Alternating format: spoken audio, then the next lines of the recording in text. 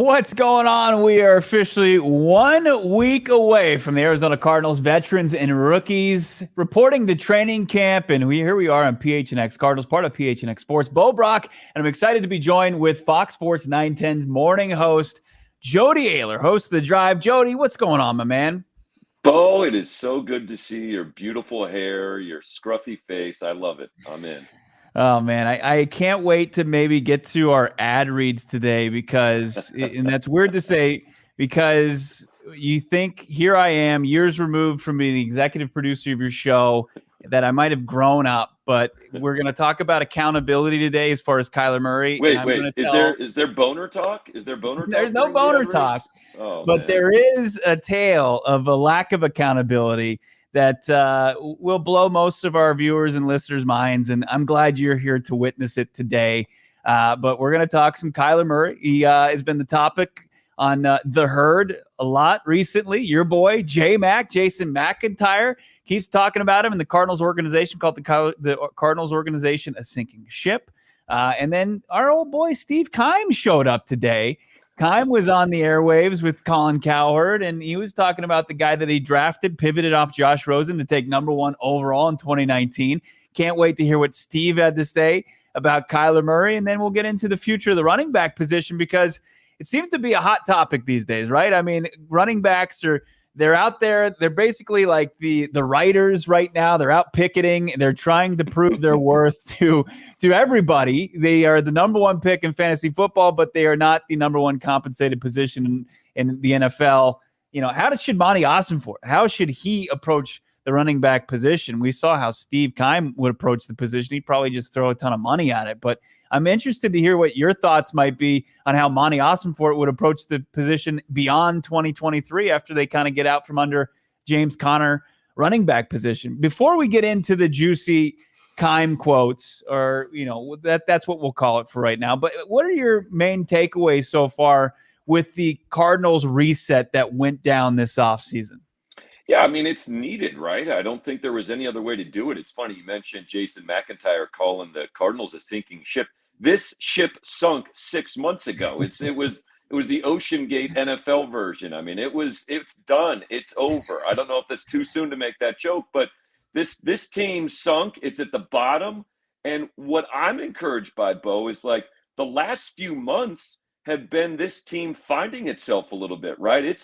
They're an easy target. The Cardinals, no one knows who 90% of the roster is outside of Phoenix. Nobody knows much about Jonathan Gannon. They just get the clips from his introductory press conference. I've heard, I don't know if you have, the making fun of the pew, pew, pew. Yeah, and some of that is cringy, and Jonathan Gannon has had some cringy moments, but to me, watching his mic'd up Cardinals social media video, and I know the team produces that, but he's got a presence. He's got leadership. He's a real presence on the field. He's not Coach Beta like Cliff Kingsbury was. And so, I think everything that the Cardinals have done right now is setting them up very well. Nobody should expect anything from them. Everybody should get their shots in because this team, for the first time in a long time, maybe the first time since you and I have known each other, Bo, they seem to kind of have a plan and know what they want to do and how to get there. And that to me is encouraging, even if some of these results and some of these quotes are fair, but some of them are just kind of old news, to be honest. You know, it's a tough time to be a Cardinals fan. Just when you look at, the top 10 lists that come out, the worst rosters, they're right in the conversation with one of the worst rosters in the league. I think that ESPN.com had a list where they were the worst roster in the NFL. And you look at the teams ahead of them, and at least I think they have direction, because there's a couple of teams like the Titans. It's like they're trying to ride this line between rebuilding and contending, and it's a tough spot, and it's usually not one that ends up being a successful, consistently a successful way to go about it. I think that Monty Ossenfort and Jonathan Gannon have given this team for the first time in a long time a good direction to go. They tore it down to the studs, basically just Kyler Murray and a couple guys who are on expiring contracts, and Monty Ossenfort is set up for the 2024 offseason with, armed with draft capital, armed with cap space, potentially $80 million if they make some pretty easy moves. You really have to like the direction that they're going. But there has to be a lot of work that's been going to be done between now and then, right? And we didn't get a true sense of who Monty Ossenfort is outside of him making the necessary unpopular moves by letting Zach Allen walk, letting Byron Murphy walk, and not absorbing or taking on big time guaranteed money contracts, and just setting this roster up to really be aggressive the next offseason. Yeah, the thing about the Cardinals is, everyone wants to immediately write them off. And I know we'll talk a little bit more about this when the Madden ratings conversation comes up. It's funny, like half the dudes on the defense that didn't even go to the trouble of finding a picture, like Cam Thomas and Najee Sanders are third-round draft picks, and they act like they just scooped them up off, the street this year as an undrafted free agent. But everybody's just sort of walked away from the Cardinals, and they're just like, all right, we don't have to worry about them. Our bandwidth is taken up by all these other NFL teams that are trying to do big things this year. Great. You mentioned the rankings finishing last. Good. That's my response to all of these things. Good. Great. All of this is perfect because we've watched artificially inflated expectations completely undermine this franchise for a decade under a general manager who has been wildly ineffective, wildly insecure at his job. And so what he tries to do are the quick fixes, the crowd pleasing. Hey, we all love J.J. Watt. The franchise is better because he was here, but it was a completely unnecessary move for a franchise that was probably could have spent that money in better areas to really develop some depth and really develop a foundation instead of hey, we got a marketable star. So, tanking is a word I've talked a lot about, and I know you guys have too, but it's not tank. I mean, it's tanking, but it's long-term planning. Right. That's the synonym for tanking for the Cardinals. And I have no problem with Monty Ossenfort coming in here and instead of bending the knee to Michael Bidwell and saying, hey, we'll win 8 games this year. Just let me go out and sign him some free agents. Monty Ossenfort, Jonathan Gannon, and I guess Michael Bidwell deserves some credit. You look at it and say, they're doing the unpopular thing that's inviting a ton of criticism, but there is an end game here. And I don't know if it's going to work, but I feel pretty confident it's a better plan than whatever, numbnuts Steve Keim was doing for a decade. You got me all worked up about that Colin Cowherd clip. And I just want to come out and roast Steve Keim. It's coming soon, but I think you made some great points. And when I think it was probably the way that he kept his foot in the door, how he kept that general manager spot for so long, because it was easy for him to go to his best buddy and Michael Bidwell and tell him, look, we're not rebuilding. We're never rebuilding. We're always, gearing this roster up, retooling. We're not rebuilding. We're retooling. And he could kind of get Michael Bidwell on board with that, where Monty Ossenfort's having a true conversation about team building. I think Michael Bidwell probably in the last 6 months has learned more about team building and what's best for this organization than he has over the last 2 decades working along Steve Keim. Let's not delay any longer. Let's get into these clips today. This was actually, I think, on the herd today. Colin Cowherd was back in the number 1 chair, and he had Steve Keim on, and he was talking to him about Kyler Murray. So let's first show the quote that they're discussing here. So this was from Kyler Murray from Flight Plan. He said, quote, "I'm going to listen. I'm going to be coachable. I'm going to do it to the best of my ability. But if the blank ain't working, at some point, we all have to look in the mirror." So that's the quote from Kyler Murray to set this up. And Colin Cowherd and J Mac over there, they kind of took a hold of this. And then Colin asked Steve Keim about this quote, and this was Steve Keim's response. He's a star quarterback. Do you think he can change? Are you concerned going forward for him? Well, I think in terms of quarterback speak, Colin, what he said, you don't love it just because of the standpoint. When he added the word "but" in, generally behind a positive, the word "but" does not end in a positive light. So I certainly didn't want to hear that. And nor do fans want to hear a guy who's making $46.1 million a year blame anybody but himself. And I'm not saying that he's a guy that blames people. Yet at the same time, everybody, when you get that bag of cash, everybody expects you to take it on your shoulders. And that's what a franchise quarterback does. And this is a big year. I would have actually had Kyler in my top 5 for guys under pressure, because if they do have a tough year, he's coming off an injury. And also, Colin, you got to understand, he's coming off the injury. He's got to prove himself. And then what happens is what people forecast, which they have the number 1 pick, they're in a real predicament, just like you said. There's Steve Keim. That's some bizarro world type stuff right there. And I mean, it's like when we all have our friend groups, right? And you got your friends that often find themselves on hard luck, and it's usually for their own reasons, right? And it's like they're giving you life advice on how to get yourself out of a tough predicament from Steve Keim. I mean, what are your initial takeaways from Steve Keim?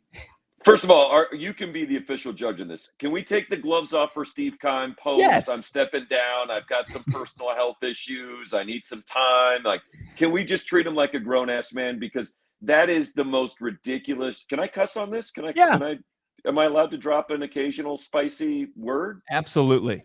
It's a fucking joke that Steve Keim is the one trying to hold Kyler Murray accountable as a guest on a radio show. Come on, dude. Like, homie. You made all of your money the last 5 years because you found yourself through your own sheer incompetence in a position to draft Kyler Murray #1 overall. He got you contract extensions, plural. He got you a chance to live out your dream. He got you a shield from all of the other ridiculous moves you made. You had opportunity after opportunity to hold Kyler Murray accountable when you were the general manager and running this show. And instead of doing it, you took the coward's way out. You never confronted it, at least publicly that we know of. Every time the Cardinals tried to hold Kyler Murray accountable, it was some passive-aggressive BS way to try to hold him accountable. I don't know exactly what happened behind the scenes, but I do know that Kyler Murray was coddled by Steve Keim and Cliff Kingsbury. Now he's fired. He's finding himself as a guest, and he's criticizing Kyler. Like, listen, this is a real easy choose-your-fighter scenario. Are you choosing Steve Keim or are you choosing Kyler Murray? Because as flawed or as many mistakes as Kyler Murray has made, he still has more talent and potential in his pinky than Steve Keim ever demonstrated as a general manager. And I think it's just low blows at Kyler. You know, that flight plan to me was a vulnerable, introspective Kyler who is willing to come to the table and have a conversation that he's never been willing to have publicly. And instead of celebrating that, embracing it, acknowledging the maturity, Steve Keim's using it in some insecure clout-chasing moment to try to convince people that he wasn't the reason the Cardinals became a sinking ship or sunk to the bottom of the NFL. It's somehow Kyler Murray. If we're going to, I mean, I don't understand what world Steve Keim's living in. I mean, it's impossible to understand what in the hell he's talking about.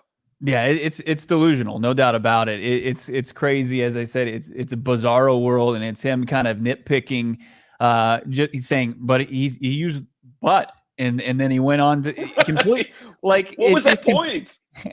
Like it just makes everything he said before that null and void. That he said that he's going to look at himself in the mirror and he's going to be coachable and all these things. But he said and it's really. It's wild from coming from Keim, and the way that you described how he took the easy way as a general manager. He's making the same mistake as a broadcaster, and he's given an opportunity. You know, yes. It's not what you know, it's who you know, and he knows people in the right places so far. I mean, he was a draft analyst for the 2023 NFL draft. That's the most insane thing ever. And you talk about accountability, and he's talking about. Kyler Murray's making $47 million. Nobody wants to hear him complain. And you've got a guy who just took a job as a draft analyst who is the worst drafter in the NFL. And it's like, who's going to want to take draft advice from the worst drafting general manager over the last 10 years? It's head-scratching stuff from Steve Keim. He continues to do it and talk about taking the easy way out. Here's a guy who's kind of a punching bag right now in the media, and he's instead of going to maybe his aide and giving some insight behind the scenes of what makes Kyler Murray tick and what's going to maybe be his way out of this and his way forward, he's joining the mob against Kyler Murray. No, it's a great point, Bo. Like, he could be a force of good for Kyler Murray in his career. He could be someone that helps explain what's really going on. But here's why he's not. Steve Keim rode Kyler Murray's coattails for 4 years. Now, you might be thinking, I don't know how many people are in or out on Kyler. I know everyone's got their own view on him, but for at least 3 of Kyler's 4 years, Steve Keim was there riding the coattails. They coddled him. They didn't challenge him. They hired a head coach who wasn't there to get the most out of Kyler Murray. He was there to make Kyler Murray comfortable because for Keim and Kingsbury, the name of the game was, if Kyler is comfortable and we think he's at his best, we get to keep our jobs for a longer period of time. it's a really flawed way to get the most out of a hyper-competitive, hyper-talented dude like Kyler Murray. And you could hear during that flight plan, Kyler's trying to take the high road. His dad's trying to take the high road. But they both, if you read between the lines when they mention other factors or leadership and excitement, they clearly knew how much those two dudes were holding Kyler back in his career. Now, Kyler will have a chance to show what he's capable of. He'll have a chance to have the last laugh. If Kyler crashes and burns this year under Jonathan Gannon, fully healthy, then we're all going to point and laugh at Steve Keim, Cliff Kingsbury, and unfortunately Kyler Murray. But right now, to me, Steve Keim having the audacity to ride Kyler's coattails, and then the first second he gets, when Kyler's a little guard is let down, he's a little vulnerable, to come in with the cheap shot, to come in with the low blow, I think that's just wrong. I really do. And I think Steve Keim has some really juicy stuff he could tell us. Yeah. But on the other hand, if his best friend wasn't the team owner, I think we'd probably have some really juicy stuff on Steve Keim too. So it's better to let this drama be handled by Keim. I hope Kyler takes the high road, because I think people know what's really up with Steve Keim. Yeah. Let's take a look at some of these. You guys are crushing in the chat. Jody with the W. Jody Preach. You're seeing, that's from Anything Jeremy. about my hair? It's just a common Jody W, and including the hair. Victor saying, preach, Jody, when you're going on your rant about Steve Keim initially. Nathan saying, yes, Bo. Chase saying, gotta love the irony of Keim. Let's see, what's he saying? We'll get it up here. Yeah, gotta love the Keim pointing a finger at Kyler, criticizing him for blaming others and not himself. Absolutely. I mean, his entire media tour that he did pre-draft, when he was with more inexplicable rise to a position than even Cliff Kingsbury getting an NFL head coaching job, with Steve Keim getting an NFL draft analyst job. Him going and doing that tour, he was on Green Light with Chris Long, and he was on Cowherd. The entire time, he never took any accountability for his role in the Arizona Cardinals nosedive. He never did. I tried to dig a hole and put some leaves over it, and we're a Fox Sports. I'm on Fox Sports 910. We're a Fox Sport affiliate. I had some back channels to Steve Keim when that announcement was made, and I put out some feelers, and I was trying to invite him on under the auspice of like, hey, let's just talk about the draft. And obviously, I wanted to come on and just roast him for looking like King Hippo on Mike Tyson's Punch-Out. But he responded. It was something like, hey, always been a fan of Jody's work, but I can't. I'm only doing certain work. And I'm like, first of all, that's total bullshit. Right. Second of all, there's no chance he will do any unguarded local media, because he knows what audience he's playing to nationally on these shows. Everyone on the Cardinals right now is an easy target. Kyler's an easy target. Mm-hmm. Steve Keim's taken advantage of it to try to build his own career. Everyone in Phoenix knows what the score is between Keim and Kyler, or Keim versus anybody. And I find like the fact that Kyler's not perfect. Obviously I've had my criticism of Kyler, and I think his maturity and professionalism are fair shots to take at Kyler. But when somebody shows signs of growth, when somebody shows a willingness to change and acknowledge their past mistakes, the last thing anyone should be doing is taking a dump on him. Right. And I feel like Steve Keim dumping on him at this point is just a really bad look for the dude. And, he's not going to make it as an NFL analyst. I don't know what his NFL media hopes are, but it's not going to be stepping on the back of Kyler Murray like it was as a general manager. It's just not.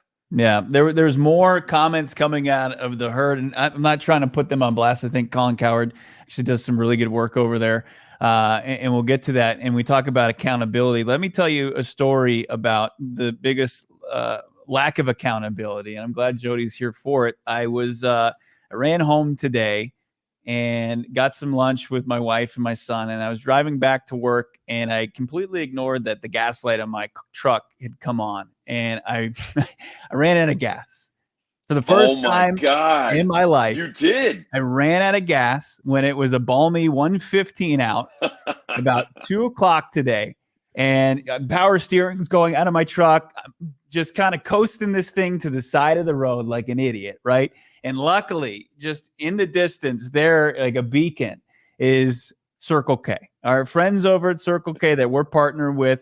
I walked my ass down the road about a block and a half. I got the dumbass tax $17 for the canister, filled it up, 2 gallons of gas, took it to my truck, filled it up, came back to the office here, obviously, after I filled my truck up enough to get down the road. And everybody just saw that I was beat red in the face, sweat just dripping everywhere. And I had to tell everybody that I'm a dumbass and Circle K came to save me. I've never done it before. I think about, you're a huge Seinfeld fan, the episode where they push the limits on the gas gauge. Kramer, yeah. Yeah, and that's not something that you want to do in real life. I've been pushing the limits for far too long, and I finally got bit by it, Jody. Well, listen, this is a perfect segue, because it's like, if you ran out of gas, but if you ran out of gas today and you had to make that walk of shame, and by the way, $17, they let you off easy, man. They could have charged you anything they wanted for that idiot can that you had to trudge back to the car. Like, sorry, sir, that's going to be $400. You're paying it. They could have absolutely gouged you. Then if you came on here and started lecturing me about not keeping my gas tank full, that's Steve Keim and Kyler Murray. Like, Steve Keim was you are Steve Keim in this scenario, unfortunately, Bo. I am. You were the general manager of your truck. You let it get to empty, and then you criticize the passenger because they didn't do enough reminding you to fill up your gas tank, I guess. Yeah, I think I have the self-awareness because it's an adult who feels like they've got his shit together for the most part. It's one of the most it's fair, especially after what I just told everybody. It was one of the more humbling experiences you can have when you run out of gas. You feel like the biggest idiot possible. And they're right there, Circle K to the rescue. Get in there. Of course, it was this Polar Pop hit a little differently today. It was well worth it. It revived me. Get yourself some Polar Pops. Text PHNX to 31310. Join their SMS subscriber club and buy one, get one free offer on their 32-ounce Polar Pops. Head to circlek.com/store locator. If I didn't see it, I would have been on my phone using that store locator and found that Circle K that was right down the road for me and find Circle K's near you. Also, got to tell you about BetMGM, of course. The 3-ball challenge continues through late August. Get in on this right now. Sign up, use the code PHNX. And this is stuff golfers' dreams are made of. You get 3 guests that can be teeing off at one of the most legendary courses in the top ranks of the PGA 3-ball challenge. Take your swing in a 3-to-play challenge, revealing your roster of golfers each week's tournaments with players with the best performing golfers, and snag awesome weekly prizes. You'll be entered to win grand prize foursome at the TPC Sawgrass, $3,000 with withdrawable bonus dollars to be used for travel, accommodations, food, and beverage. All you have to do right now is go to BetMGM, use that code PHNX, sign up for all the different offers that they got going on. Depending on where you live, for our Arizona audience, you can make the first bet offer and receive up to $1,000 back on bonus bets. And if it loses with BetMGM, again, you can use that bonus code PHNX. Check out the show notes, of course. Get that $1,000 paid back in bonus bets if you don't win. Check out the full details. And listen to our guy Shane Diefenbach talk about it in the disclaimer. Disclaimer, 21 plus to wager. Visit BetMGM.com for terms and conditions. U.S. promotional offers not available in Washington, D.C., Mississippi, Nevada, New York, and Ontario. Gambling problem? Call 1-800-GAMBLER. Colorado, D.C., Illinois, Indiana, Louisiana, Maryland, Mississippi, New Jersey, Ohio, Pennsylvania, Tennessee, Virginia, West Virginia, Wyoming. Call 877-8-HOPE-NY or text HOPE-NY 467-369, New York. Call 1-800-NEXT-STEP, Arizona. 1-800-522-4700, Kansas, Nevada. 1-800-327-5050, Massachusetts. 1-800-BETS-OFF, Iowa. 1-800-270-7117 for confidential help, Michigan. I love it. Coney saying Circle K like the bat signal. Absolutely. Jose saying he's done that. We got Victor saying, I know my car. Absolutely. That's where I went wrong. That false confidence. Don't encourage him. The audience should be doing nothing but raining shame on the Steve Keim of gas tanks, Bo Brack. How dare they encourage this man that he did the right thing. You did the right thing going to Circle K, but I mean, come on, dude. You shouldn't have been in that position. I know. I call my wife and I have to say, like, I have to play I just have to eat it. I say, look, this is embarrassing. I ran out of gas. And her first thing is like, what if our 2-year-old's in the car? And then she has to shame me even more. Like I needed that. Your wife is already doing the heavy lifting in the household on the all fronts of the Brack family household. Right. And then you have to remind her, rub her nose in. You're married to a man that could have had a 2-year-old in the car at 170-degree heat. And all he has to do to avoid this is just put some gas in the tank when it gets right around the E. But, yeah. You didn't do it. She's Michael Bidwell. She's enabling this behavior. That is the most offensive, insulting thing you've ever said about your wife. I can't believe you just called your wife. I would never compare my wife to Michael Bidwell. Well, hopefully she just never fires me. And finds her Monty Awesome for it. Yeah, I was to say, I don't even know who in the Cardinals organization best represents your wife. Her competence outshines and outstrips that of the entire Cardinal. He's maybe the Mark Dalton. I feel like Mark's pretty good at his job. Yeah, no doubt about it. Job security for sure. The call of shame. Truly, I hate it, said Jose. No doubt about it. I ate some humble pie today on multiple fronts, and I don't think it's over once I leave the studio and go home. I'm sure she's got some choice words for me. Let's get back into the conversation. Jason McIntyre, I had some comments about Kyler Murray and you've your boys with J Mac. You guys you tore it up on the courts together. You play some pickup basketball. I want to play these comments and then get your thoughts on them. This is what he had to say about Kyler Murray. This was post flight plan, and in the comments that we even talked about, where he seemed to be taking some accountability. But this was Jason McIntyre's thoughts on it. But this is about Kyler Murray and accountability. And, historically, accountability hasn't been a big thing for Kyler Murray. I want to remind you guys, Kyler Murray is a very pampered player. He's one of the most ballyhooed high school football players in Texas football history. And we know the rich history, Friday Night Lights, Texas football. He went 42-0, won 3 state championships. And as he goes to college, he had some success.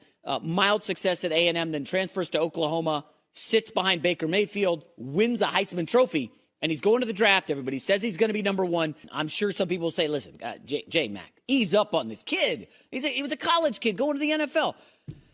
Guys, he kept looking to his dad for answers. I heard a story that Kyler Murray's mom was still doing his laundry in Arizona. This is while he's a quarterback of the Arizona Cardinals. Like, at some point, you've got to grow up and show accountability. I'm buying into what J-Mac is selling here, and he's up there, recently with Florio and some of the top Cardinals haters, and obviously this is an organization that deserves criticism, but to a lot of the things we discussed earlier, the Kyler Murray flight plan where he opened up and he said some things about what went wrong and what he's going to do in the future. I don't see it as a time to kind of pile on and say that, hey, this is somebody that is incapable of holding himself accountable, and then pointing to his relationship with his father, who is his quarterback's coach, who's been there all along. He's a 25-year-old NFL player. The criticism's not there when Peyton Manning's family is buying his mom's buying him all his clothes and they're holding their hand through the off the field stuff. I don't think that that's a fair assessment of Kyler Murray and why you shouldn't think that he can hold himself accountable. I think it's been a fair assessment of Kyler Murray in a large portion of his Cardinals career. I think when he mentions Kevin Murray, he's referencing the Dan Patrick interview that sort of launched Kyler Murray's NFL career. And honestly, it's one of the most embarrassing interviews any athlete has ever given in a major forum. And I understand why, you and I eat, sleep, and breathe this stuff because it's our job and it's our passion. But if you're not into Cardinals football, that might be one of the 5 most notable moments of Kyler Murray's career because it was such a big deal at the time. Also, for the record, I 100% believe that Kyler Murray's mom was doing his laundry while he was in the NFL. I've said this on my show, though, and I believe it 100%. And, Bo, you're a living proof of this. I don't care when the light bulb goes off with someone. I don't care when the light bulb comes on, right? All I care about is that it does come on. And Bo, at one point when we were first working together, did not know that when you went to a wedding, you should bring a gift to the lovely couple. Now he's a father, he's a husband, he's one of the best Cardinals media members, my money, the best Cardinals media member in the city. And like the light bulb went on. Now I'm making a joke. It's always been on for Bo. He's always been a hard worker. But the point is, why are we criticizing Kyler now when it's clear he's recognizing the errors of his ways? And yeah, Kyler has been coddled. You can make a case that Kyler Murray has been the most coddled quarterback in NFL history. A handpicked head coach from college, a handpicked system, really very little hard questions to answer. And I'm not saying that the media has done a bad job locally, but we're not New York. We're not Philly. We're not going to sit there and just beat him over the head with these quotes. And he's largely been given the room to do what he wants. And the Cardinals are very protective of him. They're very deliberate in how they sort of have him fulfill his media responsibilities. So I think it's been a fair criticism in the past, but I don't care about the past with Kyler Murray. I mean, to me, it's a clean slate. To me, the light bulb's going on for Kyler. He's 25. I think he got a taste, Bo, of the real world this last 12 months where he's not the star quarterback. He's not being celebrated. People aren't hitting him up to just blow smoke up his ass. People are criticizing him. People are ghosting him on text because he was terrible. I mean, at various points of the season, he was not good. He hasn't shown some of the development that you want in year 4. He's still got a lot of room to grow as a leader and a communicator. But to me, he's acknowledging that. And I think that should be celebrated. And I think nationally, people are just looking for reasons to have kind of a piñata in the NFL because you always need to have both ends of the pole, right? You need to have the best team and Patrick Mahomes, and somebody's got to be the worst team in the punching bag. And right now it's the Cardinals. And I think in Kyler's perspective, I'm open-minded. I do believe he's got he can't be DeAndre Ayton, right? He can't tell us everything he needs to do and then do 10% of it. But I don't think that's Kyler. So I think the real world hit Kyler hard this last 12 months. And I'm excited to see how motivated and how he responds to it. And I mean, we don't know if he's talking to anybody, but he's just his comments from the flight plan. It seems like he's looking down the right paths, the right avenues, right? And I thought when he brought up communication and how he communicates with his teammates and how he is more kind of blunt or says something harsh, and now he knows that maybe he has to kind of color it up a little bit and say something positive along with something negative in order to not just have teammates just be like, what's up his ass? You know, like he understands that there's different ways to communicate with people. You know, it's a big team and he's going to have to change that way. And I think that's a sign of maturity, even though it's like a small sign. When we kind of break all this down and you look at what the criticism was with Steve Keim, and Steve Keim, you know, said he's a top 5 guy that has to have a prove it season at the quarterback position. And then you've got Jason McIntyre's entire rant. I think it was in all like 4.5 minutes about accountability and how he's skeptical about, you know, is Kyler going to be an accountable guy? Is Kyler has to be accountable in order to lead the Arizona Cardinals out of kind of save this sinking ship. I do kind of believe in both of those assessments. I don't believe how they got there, but I do believe like Kyler has a lot to prove, no doubt about it. And in order for the Cardinals ship not to completely sink, Kyler Murray has to lead them out of it. Do you think what are the chances Kyler Murray did ayahuasca this offseason? Open-minded, new vibes, maybe some therapy in there, maybe some psilocybin mushrooms from our guy Jake Plummer, like expanding horizon. He does seem like a totally different dude in that video where clearly there was some introspection. And yeah, I'm with you. Everything is going to come out this season, right? We can put aside all the what's fair and unfair. He's going to have every chance with a new coach, a new scheme, a new system, a new start to prove us. I want to point out one other thing very quickly about the Keim thing, since you brought it back up. Notice Steve Keim experienced success with Bruce Arians. Yeah. And then he was a complete failure post Bruce Arians, pre-Kyler Murray. And then he experienced a little success when he drafted Kyler Murray. Of those two parties, guess who Steve Keim is taking shots at publicly? One is a 25-year-old, not exactly known, Bo, as a verbal assassin, not exactly a guy that's been a wordsmith that can fire back or have the personality. The other is one of the most sharp-tongued, aggressively verbal dudes in modern NFL history, And I hate that Steve Keim is trying to kind of bully Kyler Murray because Kyler's kind of a different dude. He's a little bit more soft-spoken. Mm-hmm. Yeah, I think he's been protected. All of those things, though, we're going to find out this year what's real and what's not with Kyler Murray, because whether it's the season, the draft, their draft capital, like we'll get our answer. We don't have to wait very long. Yeah, no doubt about it. I mean, I'm curious to hear if Keim ever will go in on Cliff. He certainly, I doubt he would ever have. He dresses like him, for crying out loud. Of course not. He can't go in on Cliff because Steve Keim thinks he is Cliff King. When he looks in the mirror, there's like body dysmorphia. It's like he sees Cliff Kingsbury. And so to criticize Cliff is to criticize himself. No, Cliff Kingsbury is, oh man, I kind of miss ranting on Cliff every day.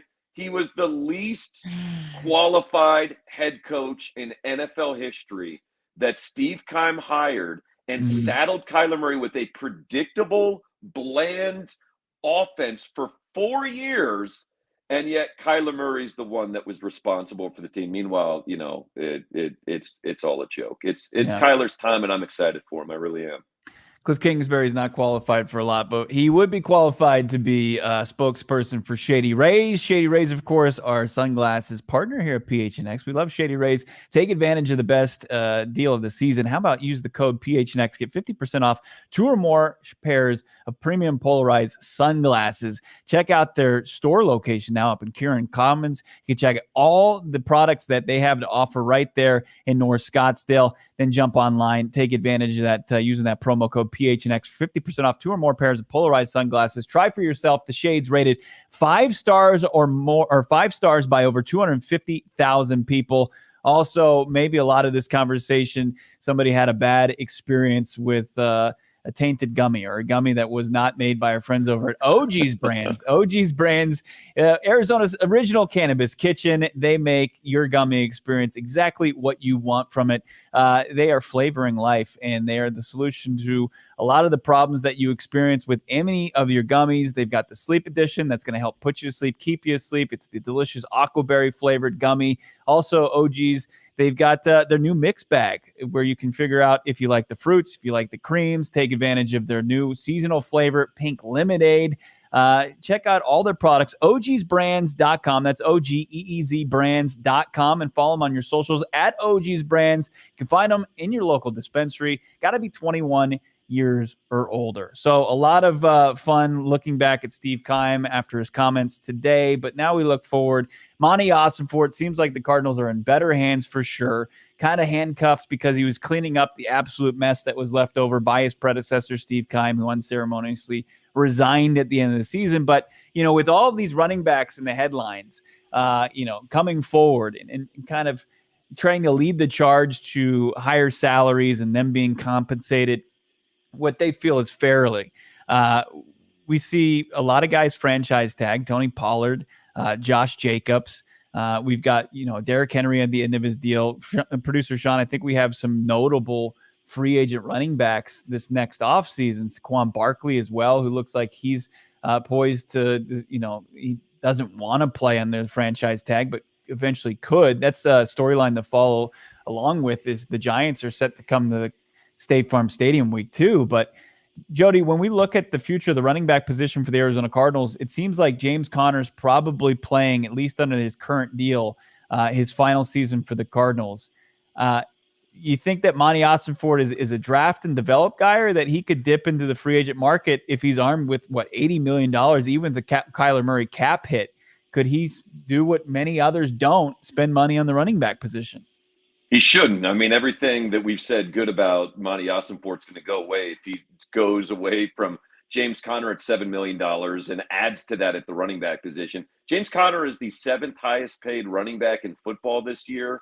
It's the last time any team will ever pay him that amount. Now, I don't mind it because this team needs rock solid, reliable dudes that can set a tone and put their money where their mouth is. And with James Conner, you're going to get maximum effort. You're going to get a guy that's out there battling, and that's nice to have. But he's grossly overpaid relative to NFL running backs. And the only people that are complaining about running back pay are running backs. Right. There's no one else is upset about this. And it's like, dude, take your $10 million this year, be happy with it. We just watched Bijan Robinson get drafted in the first round, so it's not like everyone is treating them like they've got cooties and we're in fifth grade again, and nobody wants to touch running backs. Like, you can make money, but you're not going to make a lot of money over your career. If you want that, become a DB, become a linebacker, move to wide receiver. It's a really interesting conversation. I had it today on the Drive Bow, which is running back is – everyone wants to be a running back in Pee Wee football, in high school, and in college because you get to touch the ball, you get to score, and even in college, you're a focal point, you're famous on the team if you're the running back. You get to the NFL, and nobody really cares who you are anymore. There's so many running backs because everyone wants to play it in the lower levels, and then you get to the NFL, and you're like, we've got so many running backs to choose from. I am a huge proponent of draft a running back every year. A fourth, fifth round, sixth round running back. You can never go wrong with just seeing what you've got. You're going to use 3 running backs minimum a year. So this is, to me, we've watched a lot of changes in sports. The NBA's got the advent of the 3-point, the proliferation of that, baseball, the, home run, walk, strikeout, the 3 trues. I think in football, it's just running backs don't matter. They're not as valuable. It's a salary cap league, and I'm sorry, you're just not going to make the money you once did. It's relative to the league and the big contracts that are going to quarterbacks and wide receivers and corners, premium positions. Yeah, it's sour grapes for running backs, but they still they get, they're usually emphasized in every offense that they play in. And they get to, if they're drafted within the first 3 rounds, they're making a decent wage. It's unfortunate, but I don't want Monty Ossenfort to be somebody that's going to go against the grain just because he's got, some salary cap flexibility. And you look at the prospects in next year's draft. I mean, it's a loaded class, and he's going to have at least 11 picks as it stands right now. Monty Ossenfort's going to have 11 picks. He's going to have 2 third-rounders. That's the kind of the money spot, right? And you could get yourself a Trayvon Henderson from Ohio State, Rocket Sanders out of Arkansas. I mean, those are guys that, if the Cardinals are struggling on Sundays, I'm going to tune in and watch them on Saturdays and dream about Monty Ossenfort, calling their name on during the 3-day draft process. I'm going to dream about a running back I've never heard of from some school that I don't care about being drafted in the 6th round and putting up 1,200 total yards as a rookie, because every year there's 70 to 100 running backs that enter the NFL draft, and 10 are actually needed. And so you're going to cycle through quickly. And I think that's, if I'm Monty Ossenfort and GM, I'm just not thinking about the running back position. I was looking at this. I'm going to give you 3 names that I was looking up today that have the same, around the same base salary as Saquon Barkley, Tony Pollard, and Josh Jacobs of $10 million. Would you rather have a franchise tag running back or Marlon Humphrey, whose base salary is $10 million, as the top cornerback for the Baltimore Ravens? Absolutely, you take the corner. Corey Linsley, the center that the Cardinals fan base dreamed of not that long ago, $10 million for the Chargers. Would you right now rather spend $10 million on Saquon Barkley or $10 million on Corey Linsley for the next few years? Yeah, it's an easy answer. And Justin Herbert will he'll tell you that it was worth every penny. Yeah, Christian Wilkins is another name, an interior defensive disruptive pass rusher, $10 million base salary. So if I'm Monty Ossenfort, I'm having the intern that's currently a sophomore at ASU watch running back film because they're everywhere. Yeah, it's not going to be hard to find a couple average to above average NFL running backs, and they're a long ways away from that sort of luxury splurge on a position. That $80 million, they're going to need corners, offensive linemen, linebackers, edge rushers, tackles, wide receivers. They're going to need everything else. That money's already spent on more important positions, in my opinion. Yeah, and I think Monty's already shown that he's going to invest the draft capital in those premium positions. He did it. I think if you include wide receiver in that conversation now, and I think over the last 2 off seasons, they've kind of emerged as a premium position, that his first 4 picks were premium positions. He had, he takes tackle, he takes the edge rusher, he takes the cornerback, and then he took Michael Wilson at the end of the 3rd round. And it has to give, Cardinals fan, it's got to be refreshing to see after coming off a Keim. And Keim, actually, to his credit, he did pretty well at the running back spot. He takes Andre Ellington 6th round. He takes because David it's the Johnson. easiest position to It is. find. Any knucklehead could find it. He's like, oh, I found running backs. Like, they're everywhere all the time. Right. Yeah, I mean, yeah. It's like finding a running back is like trying to find a good beer at Four Peaks. They've got them all over the place. It's our official beer partner, Four Peaks, here at PHNX. We love Four Peaks. Check them out, fourpeaks.com. Follow them on your socials as well, at Four Peaks Brew and at Four Peaks Pub. They got lots of different events going on. They're supporting your teachers as they get back to work. Check out all their different events going on, fourpeaksforteachers.org. Nominate, donate, reserve a kit to help out teachers for the upcoming school season. But you got your favorite beers, of course, on tap. You got the Kilt Lifter, the flagship. You got the #1 wheat beer in Arizona, the Wow Wheat's fantastic. It's great for these toasty summer evenings. Check out Four Peaks. You got to be 21 years old or older to drink Four Peaks. We ask that you do it responsibly. Bringing things home with Jody Oehler. You've been so kind with your time. It's been great to catch up with you. You've got, I think as far as takes, you got the best takes in the Valley. People can find you, of course, Fox Sports 910 from 6 to 10 every morning, correct? That's right. Really what I care most about, though, is if people can just chime in, who's got better hair, Bo? My strength is I've got a good hair color, and it's holding strong at 41. But please vote, like for me, retweet for Bo. Johnny's going to be excluded from this. I know he cares very deeply about his hair as well. So, no, I appreciate the kind words, Bo, and you guys do awesome work here. It's a great time to be a part of it, a little small part of it today. Yeah, thanks, man. And I didn't want to spend too much time on the Madden ratings, but I thought this was the biggest indictment real quick on this Cardinals roster. They unveiled the defensive line, like the front 7 players. And the highest rated one for the Arizona Cardinals was Dennis Gardeck at 72. 72. They didn't include Zaven Collins. It looks like Madden's probably going to keep him as a middle linebacker for right now. But when you look at this, it's really, the defensive line, right? You've got like Rashard Lawrence, Carlos Watkins, guys you really haven't heard of. It's like the old major league. I haven't heard of half these guys, excluding this guy here is dead. But you've got like, sorry, it's a baseball movie. Right. You probably won't get. And then, the pass rush, Cameron Thomas is like a 69. Myjai Sanders is down there. But I'm a bit like optimistic. Am I foolish for being optimistic about this pass rush? Because I think there's 4 guys that are kind of intriguing to me: and Collins, BJ Ojulari, Thomas, and Myjai Sanders. Yeah, it's funny because the Madden ratings are like, I used to play Madden, and back when I played, after you did franchise mode for like 5 seasons, the computer just started generating random, new players. And I think there was some sort of glitch, and the Madden people thought we just need to generate some computer names for the Cardinals. They don't even put pictures up for half these guys. Right. You mentioned Dennis Gardeck, my favorite nickname that has never caught on, your dad's best friend from high school, Dennis Gardeck, because he just sounds like your dad's best friend from high school. Did they watch any football in the last 12 months? Like, the entire Madden team is asleep at the wheel for the Cardinals. Somebody was just like, yeah, whatever, just give them whatever, because I think Cameron Thomas is underrated in these ratings. I think you could make a case that Myjai Sanders by the end of the year is at least going to be at least flip-flop spots with Dennis Gardeck. He's got that bendiness, explosiveness. But I don't think your optimism is misplaced with the pass rush specifically. I do think the front 7 is a colossal mess right now. And so as a whole, to me, it's a disaster in the making. But I'm with you.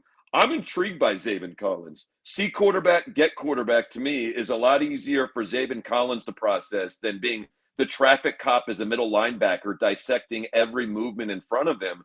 To me, see quarterback, get quarterback, BJ Ojulari, I'm intrigued by him as well. I think it could be better, but they're also benefiting from, 0 expectations. Right. And only one direction to really go for that group, and that's up. And if anybody can emerge from that front 7, it just makes Monty Ossenfort's job a little bit easier, and Jonathan Gannon, Nick Rollis going forward and saying, hey, we got BJ Ojulari, who's 21, the youngest guy on the roster right now, as a building block. Cam Thomas or Zaven Collins is one of them, can be a rotational guy. I mean, that's already, just this roster developing and making strides forward from, what's viewed as a roster that's under par and in one of the least talented in the league. Jody, you've been great so far, with all your time that you spent with us, taking some digs at my expense, which I needed today after my humbling experience out there in 115, chasing down some gas for my truck. But I completely agree with the person who commented in the chat saying we got to have Jody on more often. We absolutely will make sure to do that here in the future. Jody, one more time, at Radio Jody on Twitter. Are you on Threads yet? I'm on Threads. Threads is dumb, but I am on Threads. I can't wait for the meeting at work where they're like, you know what, we got to fish where the fish are, and Threads is it. Meanwhile, sports Twitter was not broken. I'm still on Twitter's still my thing. You can still find him at Radio Jody, on Threads, reluctantly at Radio Jody as well. And of course, Fox Sports 910 mornings from 6 to 10. Of course, find the podcast wherever you find podcasts. Jody, great to catch up with you, man. Have a great rest of your summer. We'll talk to you soon. All right, dude. Great to see you. Appreciate it. All right. Make sure you're following us on Twitter at PHNX Cardinals. And of course, finding the show wherever you find podcasts. Subscribe to this YouTube channel at PHNX Sports on YouTube. Johnny is going to be back tomorrow, and we are officially a week away from the Arizona Cardinals reporting to training camp. Week from today, they start training camp practices on the 27th. It's right around the corner. Can't wait for that. We'll talk to you soon. Have a great rest of your Tuesday.